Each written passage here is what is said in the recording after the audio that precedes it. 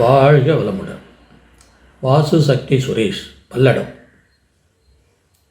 இவர் கேட்டுள்ள கேள்வி: ஒரு ஜாதகத்தில் பலன் கணிப்புக்கு தசாபுத்திகளோடு காலபுருஷ தத்துவத்தை இணைத்து பலன் சொல்ல வேண்டுமா?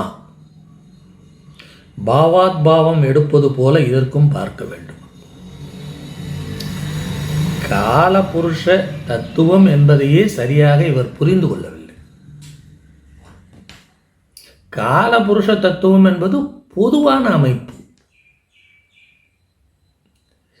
ஜாதகம் என்பது தனித்தனியாக ஒவ்வொருவருக்கும் உள்ள அமைப்பு. அவரவர் பிறந்த நேரத்திற்கு அமையக்கூடிய கிரகங்கள் எப்படி இருக்கின்றதோ அதன் அடிப்படையில் அமையக்கூடிய ஜாதகம்தான் ஒவ்வொருவருக்கும் ஏற்படக்கூடிய ஜாதகம்.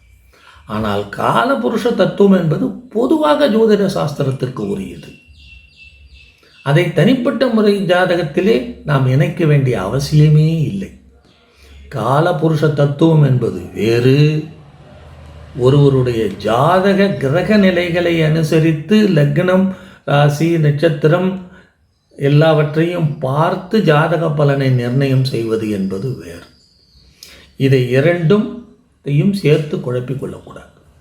ஆகவே காலபுருஷ தத்துவத்தை ஜாதக பலன்களை சொல்லும் பொழுது சேர்த்து இணைத்து கொள்ள வேண்டிய அவசியமே இல்லை.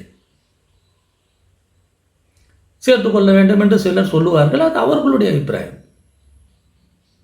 அதை நாம் தவறு என்று சொல்லி வாதாடுவதற்கு அது வீண் விவாதம் தான். அது தேவையற்றது. அவர்கள் சொல்லுகின்றார்கள், சொல்லி கொண்டு போகட்டும்.